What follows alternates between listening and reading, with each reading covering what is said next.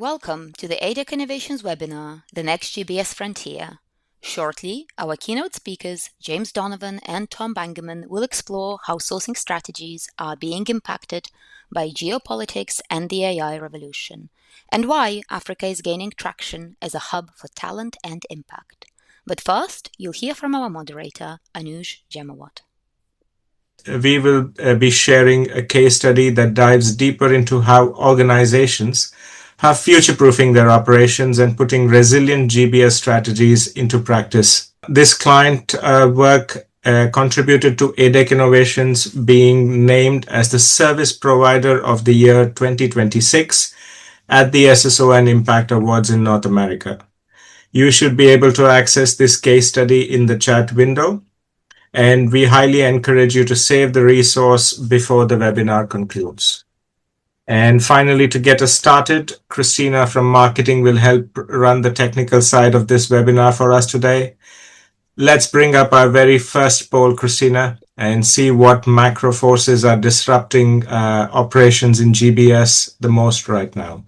And looks like agentic AI is the one that's causing people the most challenges these days. That's not unexpected, but we also see that increased regulatory framework and geopolitical issues are also top of mind. Over to Jim now, and take it away, sir. Anuj, thank you very much. Good morning, everyone. I'd like to also give a warm welcome to Tom Bangemann and Josh Matthews, our special guests from SSON. I really appreciate you sharing time with us today. First of all, we obviously are living in sort of challenging times, and as the poll highlighted, between AI and global disruptions, those are probably some of the biggest challenges. It is our belief global business services is no longer being judged solely on the cost efficiency alone. It is now being accountable for business continuity, speed, and more innovation is being put on the shoulders of GBSs. Some of the challenges are 70% of the global business leaders absolutely prioritize transformation over the historic cost model. But frankly, to date, only 30% of us have materially redesigned their GBS operating models. Obviously, we've got an execution gap, and we see that as an opportunity for all of us to embrace this rapidly evolving model, where buyers are shifting more to resiliency, AI enablement, and global geo-diversification. And frankly, this is because for a long time, risk was maybe not as valued as much as it is in this current environment. Whether that was because interest rates were at a certain level, or the global arena was fairly settled in the flat world that we all grew up in the past years. But that model is no more, and I think some of the opportunities to revisit the model of where buyers, are partners helping you absorb disruption and build resiliency, and for the suppliers out there, are you selling cost or outcomes that proactively manage disruptions? Next slide, please. Making the risk real, understanding in these challenging times, 60% of GBSs, frankly, still rely upon a centralized model. And this challenge is potentially creating a single point of failure. Real world disruptions are coming at us fast and furious, whether that's because of war-driven sanctions, data localization laws being implemented, or frankly, we're having talent spikes and attrition in various markets. As an example, we recently worked with a global bank that had to relocate their anti-money laundering AML operations due to a change in regulatory restrictions. And that exercise cost them over 6 months and $15 million. So these disruptions have real costs. Efficiency-led models that previously worked in this flat model world of globalization that we all grew up in is moving to this multipolar model that may be considered. The old model is a little bit risk concentrated, and what are we going to do to evolve that? And for that, I think transforming ourselves and looking at new models and new locations is the answer. Next slide, please. Understanding this reality that we're in comes down to what I believe is looking at three decision vectors. Where does the work happen? What is your multi-geo strategy? How does the work happen? How much are we evolving the AI and automation strategies? And where does the work, who does the work go to? This talent model has long historically been one of cost arbitrage and then capacity. I really believe that this model is now shifting towards capability. More than 80% of GBS organizations are investing in at least one of these strategies. The challenge, though, is all three need to be invested in more aggressively to address the times that we're living in. So, with 65% of GBSs are rethinking their location due to these political risks, we are seeing a shift towards regional hubs, smaller centers, a +1, +2 strategies.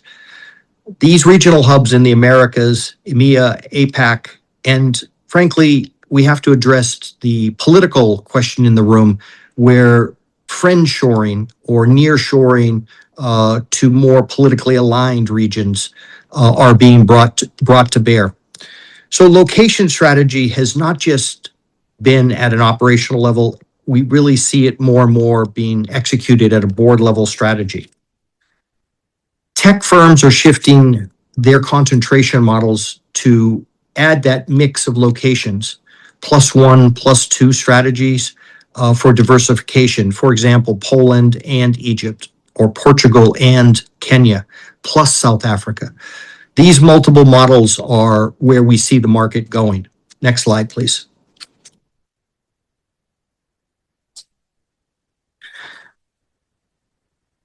So more and more AI is AI everything. I don't know how to address it because it's surrounding us all. And historically, we've been in this business model where it used to be business process management and has evolved, several different ways. But this is a real game changer for the landscape. So what we see is more and more of the procurement officers are integrating this into their model. What we don't see is Gen AI obviously is the number one investment priority for most global business services. We do see this distinct shift from an FTE pricing model to more of an outcome based model. Manual processing is now going to be AI augmented with some experts in the loop.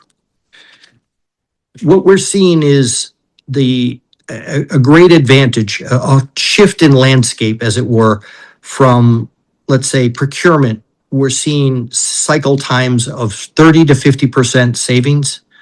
In the finance world, we're seeing reconciliation efforts reduced by 60 to 70%. The implication of this is really, sort of earth-shattering as far as all of our business models go. Supplier implication really comes down to the margin is going to be about value creation, the development of IP, and not headcount. So I'd like to speak a little bit about the talent reset, the great evolution or the churn between the workforce that we have and the workforce that's going to be created. I really believe that this is probably one of the most impactful areas that we all need to tackle. From the aspect of moving from labor arbitrage to a skill arbitrage, as it were.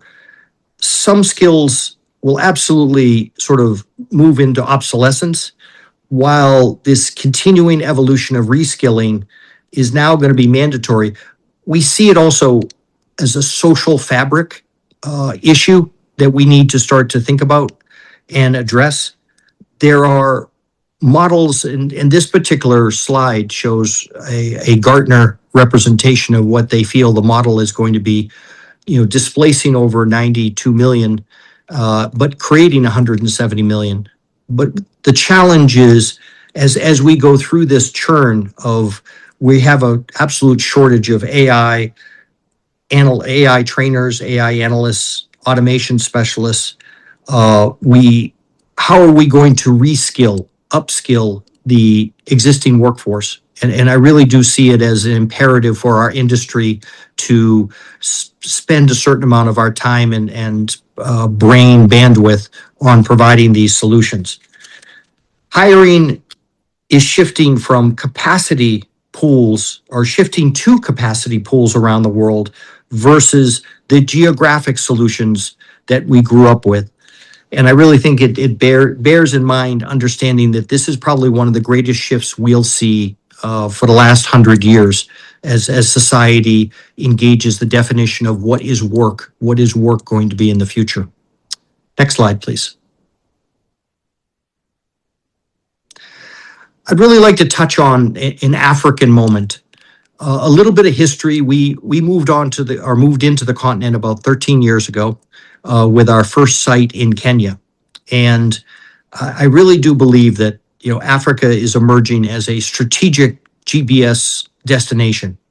It's not just a simple small site alternative.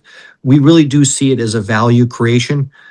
With over 1 billion people coming to working age in 2035, and just to give some specifics, the difference is Africa's average age is about 19 years old versus India's average age of 29.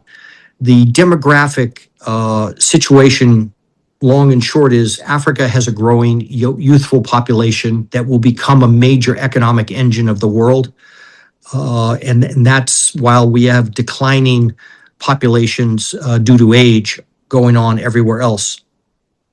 So in addition, the value proposition, wage costs represent 30 to 50% lower than, let's say, some of our Eastern European locations, and are comparable or lower than other known outsourcing locations around the world. I really can't say enough that I do believe this is an emerging solution, but it is also a plus. It's India plus Africa, Philippines plus Africa is more than likely going to be the solution going forward. Kenya and Egypt have extensive capability in CX, AI training, and digital services. South Africa has had a long history of providing CX, finance, and legal. In the emerging locations, the emerging countries from Nigeria to Rwanda, too many to mention at this point, Ghana, are actually getting their act together and have a great deep bench of capabilities that they're bringing to the GBS world. So I want to highlight that the opportunity for delivering quality services out of Africa absolutely is there. I'd like to touch a little bit on the impact sourcing multiplier. I believe that impact sourcing is providing at least 10 to 15% higher retention rates than traditional outsourcers. And it's not just a CSR exercise. To be very frank, impact sourcing has grown in leaps and bounds in the last 15 years. It's a performance lever. It's about finding value in distributed workforces that may not have been historically tapped. We find lower absenteeism, strong brand perception, and really we've had great success with this business model, and it also, the impact to the community really matters. So, but where does it help the business? So, as an example, in Kenya, impact is delivered on our CX side, has delivered higher CSAT scores and lower attrition. I really believe valuing ESG, business performances, these things can be aligned together. And the real value comes from evolving this purpose-driven delivery model. Next slide, please.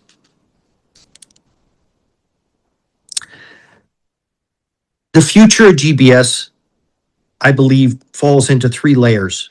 This geo layer that is evolving a multi-regional delivery, the digital layer, which I can't say enough about, AI-driven orchestration is the wave of the future, to this talent layer of finding distributed skill-based workforce, this capability that may be in distributed parts of the globe. It is my belief that resiliency is going to be engineered into our business models. And that really is where we're trying to drive to. The top performing GBS organizations do three things differently. They design for disruption with resiliency in mind. They invest ahead with AI and talent development, and they diversify before risk materializes and forces change. So I'd like to leave you at this point with just a couple things. Questions, I guess, is buyers in your current business models, are you buying capacity or are you buying capability? And for the suppliers in the audience, I would ask, is it scaling people, or is it building resiliency platforms? And with that, I thank you very much for sharing this time with me. Thank you, Jim. Very insightful indeed.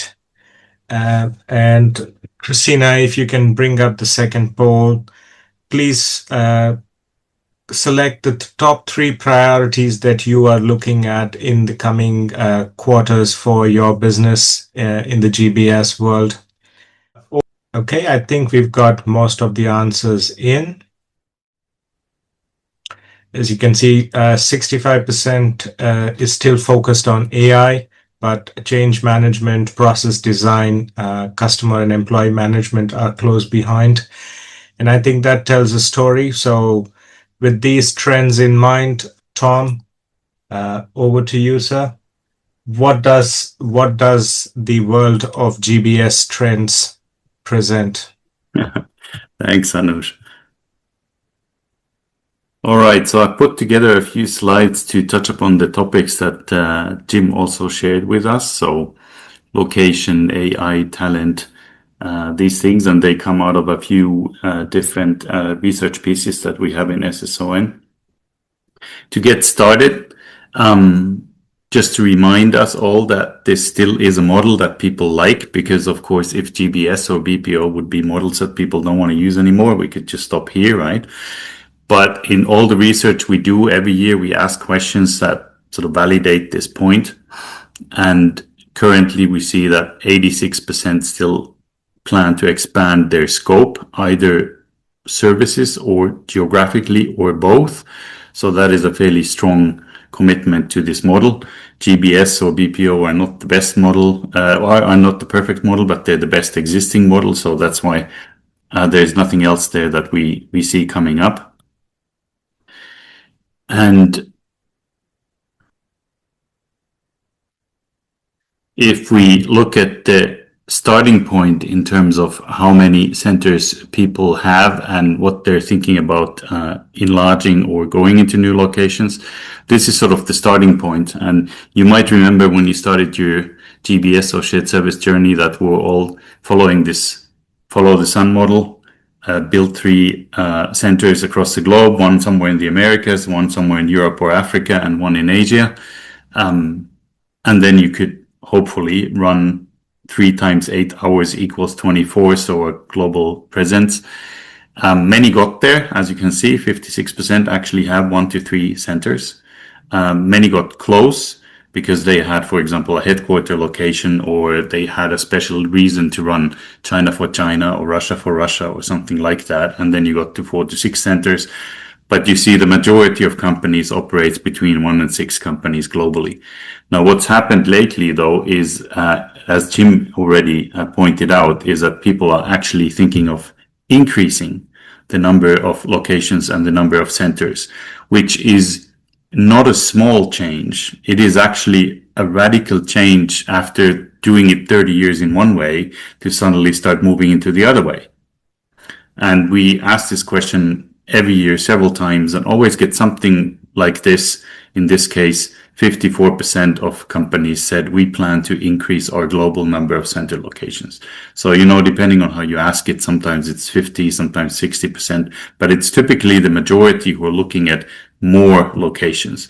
And it could be all these different reasons that were mentioned. We typically find that it has to do with risk mitigation. It has to do with accessing other labor pools so that you're not limited to just these 3 or 4 labor pools that you're in. It could also be because technology nowadays allows us to run significantly smaller centers. So centers become efficient at 50 to 100 FTEs easily. We used to think that we need 300 to 500 FTEs. So there's a lot of reasons why it's a good idea to actually validate your footprint and look at other locations.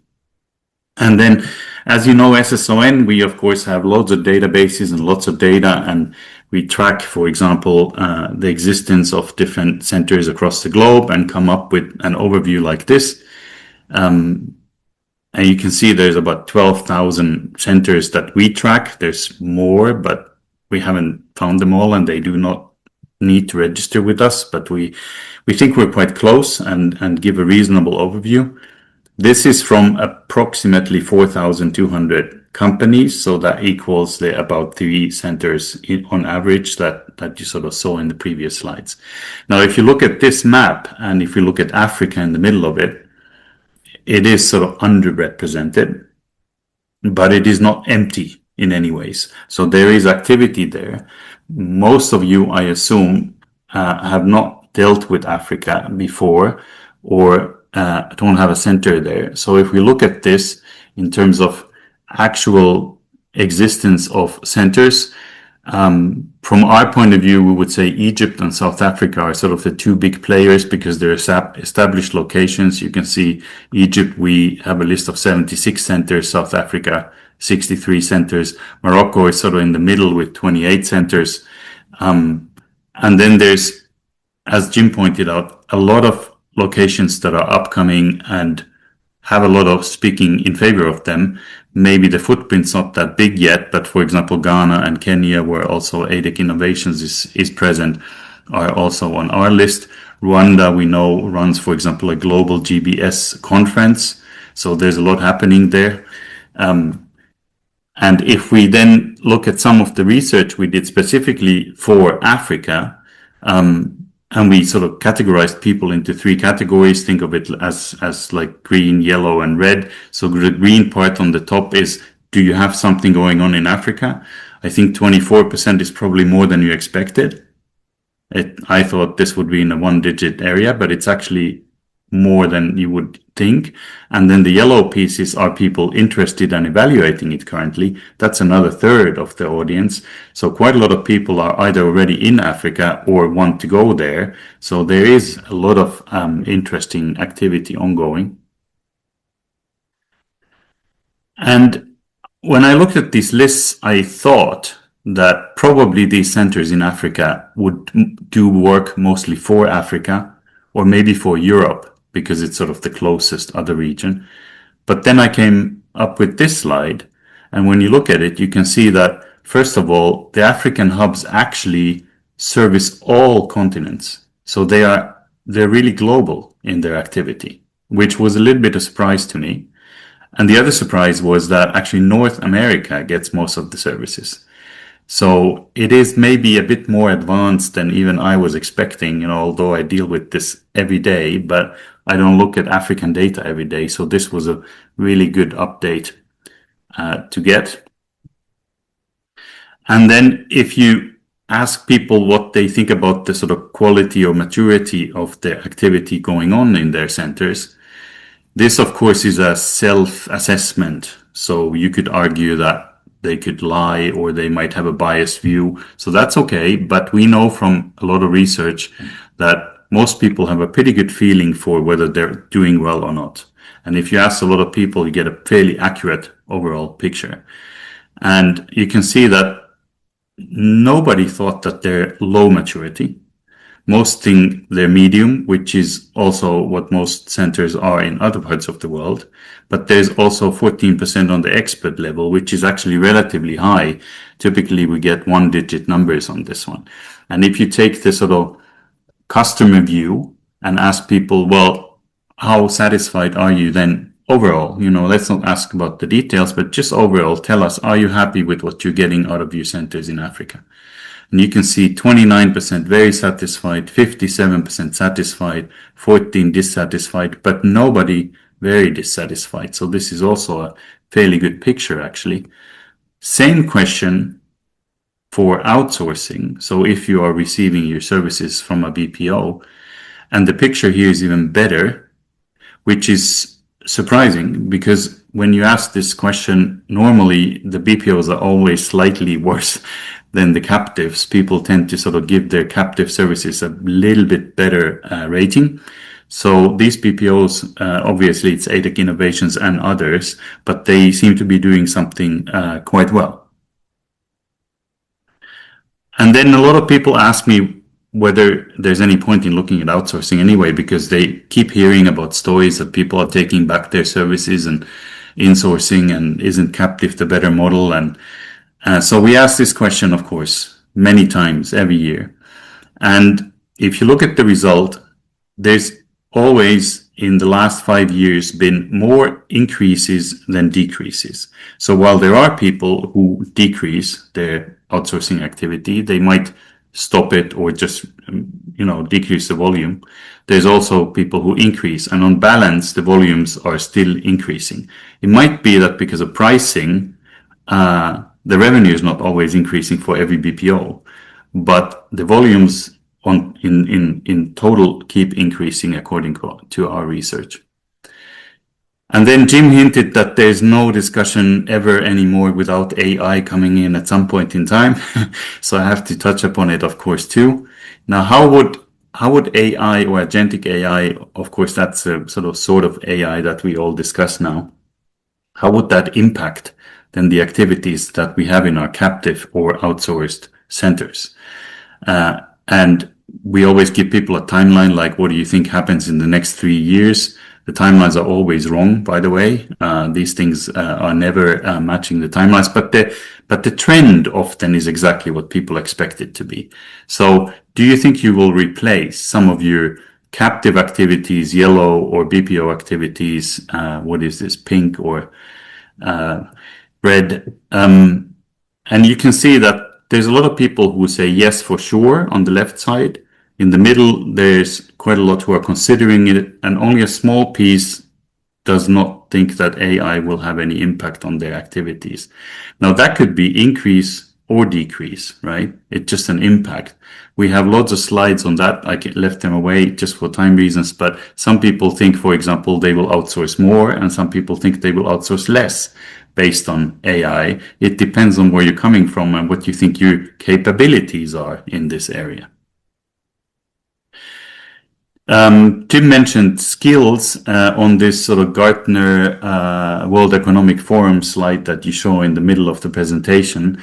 I think it's a positive slide in the sense that not everybody's getting jobless.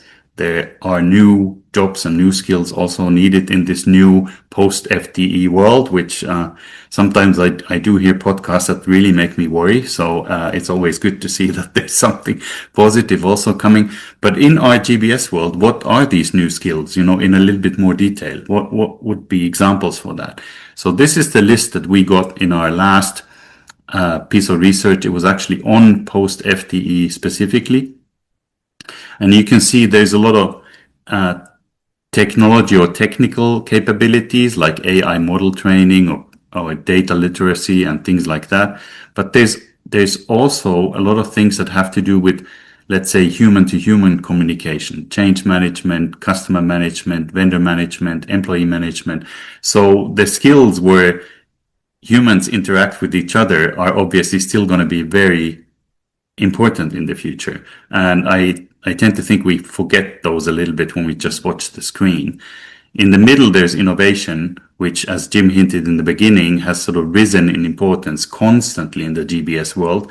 5 years ago, innovation wasn't on these slides. Some people thought of it, required it, but it wasn't high on the list yet.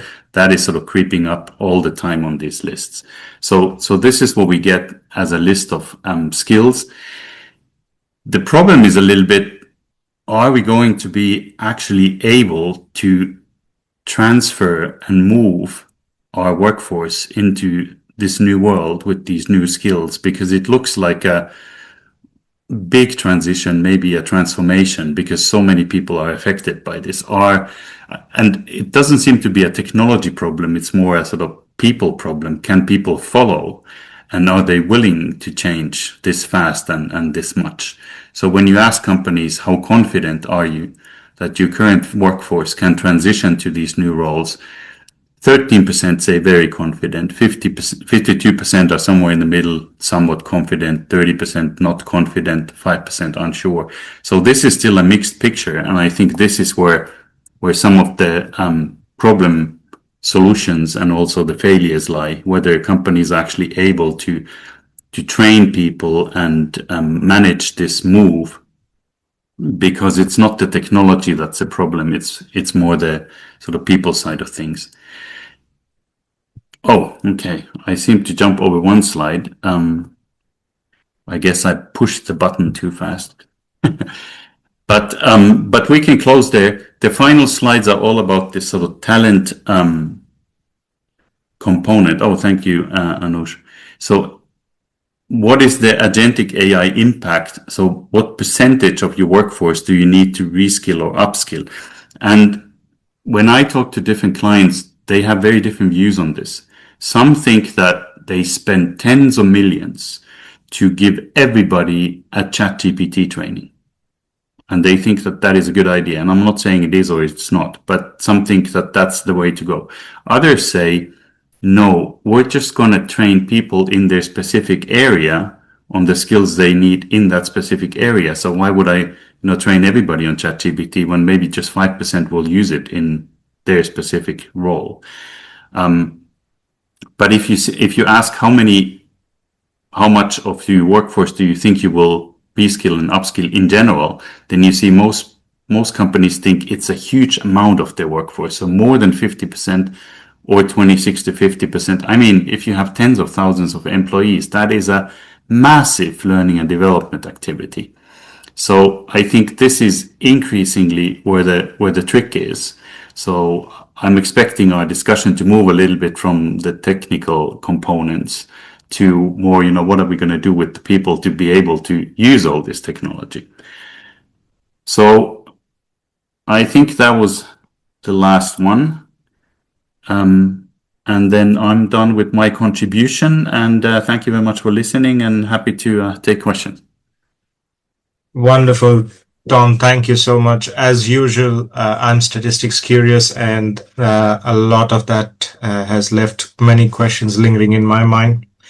So let's jump into questions straight away. We have a few coming in live already. So Jim, question for you, sir.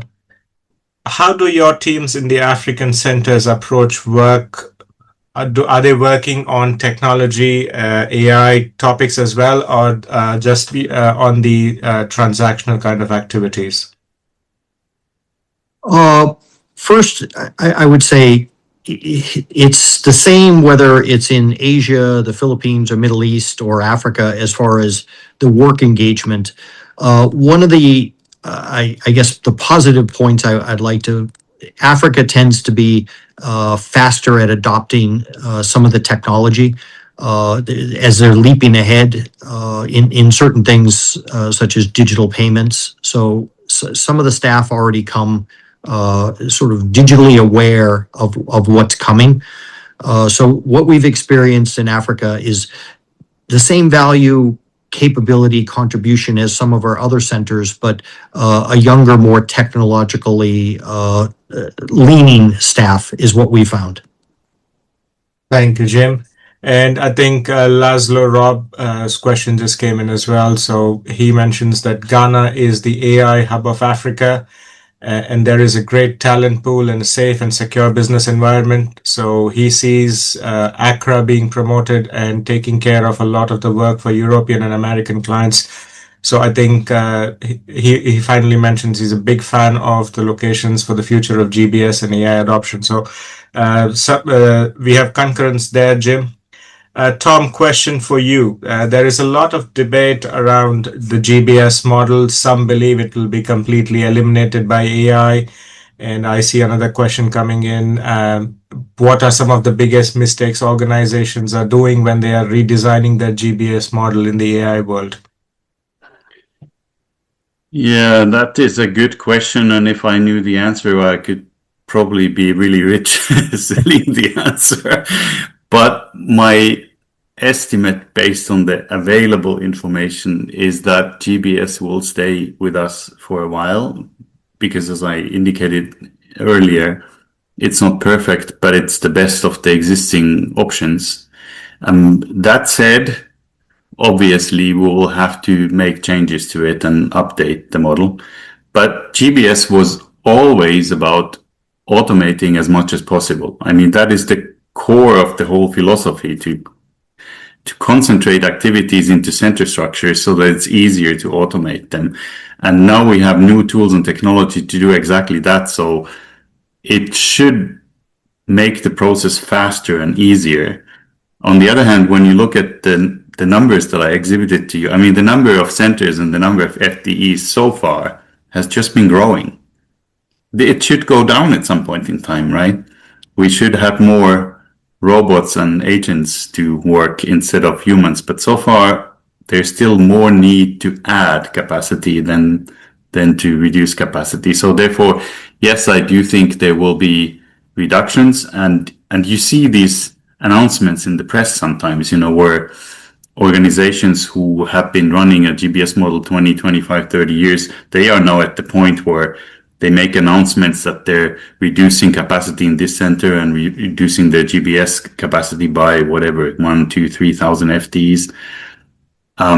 That might sometimes have to do with AI, and sometimes it is just, as we know, the case that AI is a good reason to do something you want it to do. And that's why they do it now, taking that reason. So yes, we will see a lot of change, and it will be a very exciting time, but I don't think that the GBS model will die in the next few years. Thank you, Tom. And Jim, a couple more questions coming back to you. So you've got centers all over the world, in Philippines, in Colombia, in North America, in Europe, and in Africa, as we saw on the map earlier. So a couple of questions coming in. How do the African centers compare to some of the centers elsewhere in the world in terms of scope and quality? And a connected question: what stands out in the African talent as compared to some of the teams that you worked with in all these locations? Oh, thank you. And that question goes back to, first, the African continent. It's many countries. It's not a single.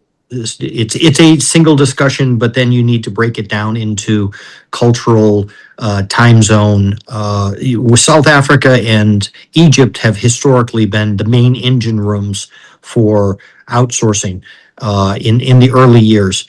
Now, more and more countries are dipping into that model. So the main difference that we've seen is, first, the perception of the end market to understand the value creation of Africa.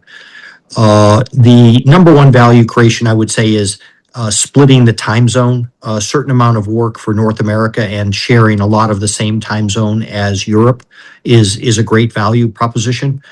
The next is the capability to access youthful capabilities, especially in specialized areas as legal, technology.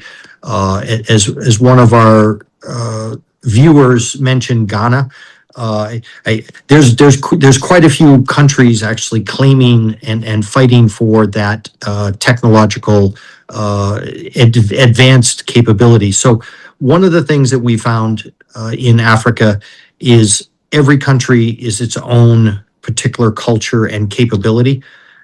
In understanding how to harness that and work with South Africa and Kenya and Ghana, Egypt and Morocco.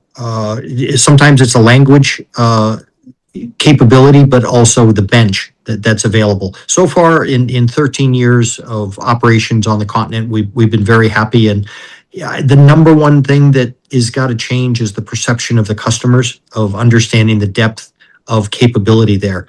And I guess the number two is as the continent and the individual countries need to do a better job of representing their capability of what they're bringing to the table, so that they can be additive to the India, Philippine dominant positions. The plus one, and I would leave you with one particular data point. In this energy difficult times, Kenya produces 93% of its energy through renewable resources. So just understanding that value proposition in these energy constrained times, could be a built-in resiliency as a value proposition. So I'd leave it there, but I would say in short, there's a lot of value proposition. Thank you, Jim. And yes, the fact that Kenya has 93% is something of a unique standout as compared to most of the destinations. And on a lighter note, I have a question here for you. Somebody saw you on LinkedIn where you were felicitated by the president of Kenya. So how do conversations with VIPs in Africa differ from VIPs elsewhere that you get to meet? Well, first of all, it was a great honor to be greeted and work with the president. Any politician today all over the world has this upskilling challenge when you think about their population and what are the jobs of the future. Africa in particular has a huge youth unemployment challenge. And so politicians, whatever their rank, are concerned with creating value propositions. Now, the pro is that GBS and BPO has the opportunity to create jobs.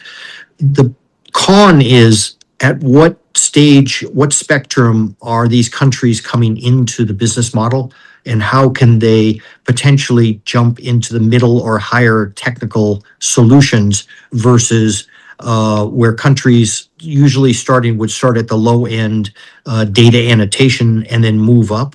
I think that model is no longer the way to go, is more to jump ahead with smaller centers, technologically enabled, more nimble. So to answer the question, it's been very proactive because I believe it's a win-win for these local governments to engage outsourcing as a job creation and a value creation for their countries. Thank you. And we have quite a few more questions, but Tom, a last one before we jump on to the next section. Why is it that we've had technology for so long in the GBS, but we still go back and talk about automating AP, automating AR? Why is it not fully automated already? Yeah, well, again, the questions today are really good. If I knew all the answers, I wouldn't have to do this job anymore, right? But the reality is that when you ask about these automation levels or you measure the automation levels, then of course, over the 30 years, we have seen a lot of improvement and some waves, with ERP and cloud and so on. Of course, they brought significant improvement. So it's not like nothing happened. On the other hand, it seems to be a sort of constant battle, because you're automating or improving something, but at the same time, you have new requirements, internal changes, external changes, then you get new tools that you could be using. So you have to sort of adapt and change all the time. So I know a lot of customers where they feel they're working all the time, night and day on these things. And then at the end of the year, somebody looks at it and says, so why is our automation level 67% when it was 67% last year? What did you do all year? So that is a sort of dilemma for people that they have to explain that just keeping this situation, just retaining the automation level already is an achievement. I think that's more sort of expectation management and sales job than it actually is an automation challenge. But you are right. It seems to be that because of all these changes that happen constantly, we're actually never going to get to those things that we expected or projected 30 years ago. We had these slides. I mean, Anush, you remember these slides when you were young that said, we're going to hit this lights out processing world in 20, 30 years. And then the last guy, closes the center and turns the light off. I don't think the lights are going to go off anytime soon. So there isn't an easy answer to that question. Otherwise, everybody would have done it. But I think it is just a massive amount of complexity and requirements and tools that we have to deal with. Yeah, absolutely. The rose-tinted glasses of the AI hypnosis are also coming down soon, as we see. Folks, we have a few more questions. Unfortunately, for the paucity of time, we will get back to you offline. Christina, if you are ready with the last poll, then. So it's been fantastic hearing from two stalwarts, Jim and Tom. Based on the discussion today, what do you think has changed in your priorities for the coming years? You can select your top priority. What would you be focusing on in the coming days? And there you have it, folks.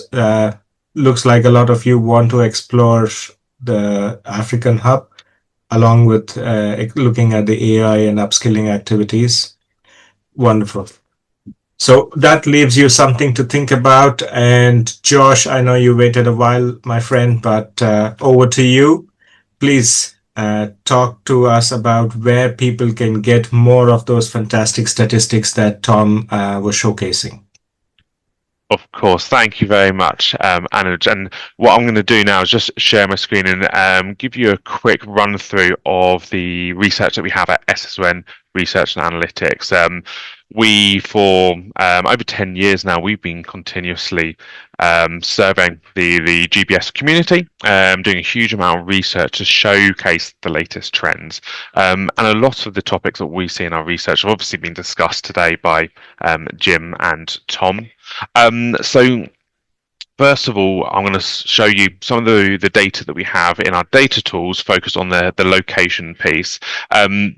This is our shared services atlas. It will look familiar to you as Tom pulled a few screenshots from this here, but we are constantly looking at where centres are being opened and closed and showing the current landscape within the GBS market at the moment. So on the screen right now, obviously you can see Africa, as we discussed, a relatively low number when you look at some of the other locations, but certainly growing. And then if you click into any of the different locations, so here if I click into Kenya for you, you can click in and see the names of the different organizations who have already created their centers there.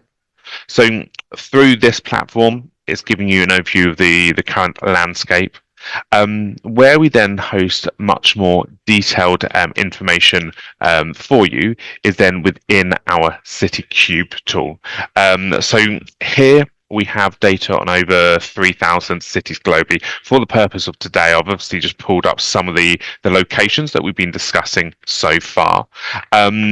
Obviously, we've talked about talent and things like that. So in this tool, what you can do once selecting the different locations is then look at things like talent availability. So here you're able to see the number of professionals broken down by the different function areas. Obviously great to see this for these locations in Africa, but you could, in this tool, start also comparing these to some of the other locations we discussed, so the Philippines, India, those more traditional locations. So this tool is giving the GBS community the data they need to make informed decisions on where could be potential locations for them to operate out of. This is just looking at talent. You can go further as well. So here we have average annual salary data showing you the cost of individuals within each of the locations, and you can also start looking at fully loaded costs as well. So you can see here what the cost per FTE is within each of the locations. So following on, obviously, from the topics we discussed today, the Shared Service Atlas and the City Cube tool, providing you with that data needed for making informed decisions on where you should be potentially adding these new centres. The other thing that I also just wanted to highlight to you as well on the SSON Research and Analytics website are the research insights reports that we're collecting. So not only do we have the data tools, which I've already shown you, but we are continuously surveying the shared service and GBS market to be able to provide you with some of the latest trends. And again, what we've discussed today so far, a lot of those topics are coming up very frequently. So we have lots of reports looking at so agentic AI. So here you can see the post FG based service delivery model focus on AI. There's another agentic AI report here looking at the roles of outsourcers within the market. Talent comes up quite often, as well as does location strategies as well. So here you can see we did a report specifically on location shuffle. And also here a report looking at talent as well. So these reports are our subscribers' opportunity to be able to deep dive into these different topics, but really learn about what's happening within the industry and the latest trends. So as I'm scrolling through this particular report, obviously you'll see the data that we collected, so the questions we've asked our members and their responses, but also we add our commentary here and expertise.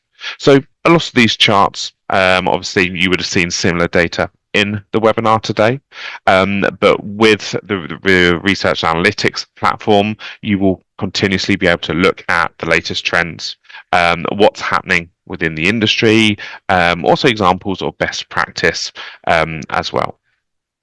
So that's a very quick run through of the research and analytics platform. Obviously, with the webinar today, just using this to back up what we discussed so far in terms of say Africa as an emerging market, how agentic AI is going to be affecting the GBS model, and looking at talent and technology always being key drivers within the GBS model.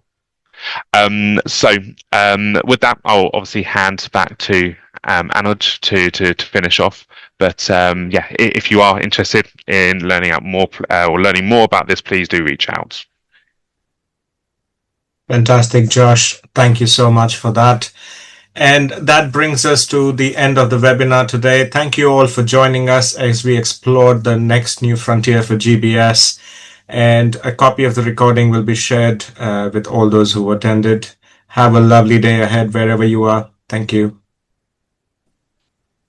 Thank you, guys.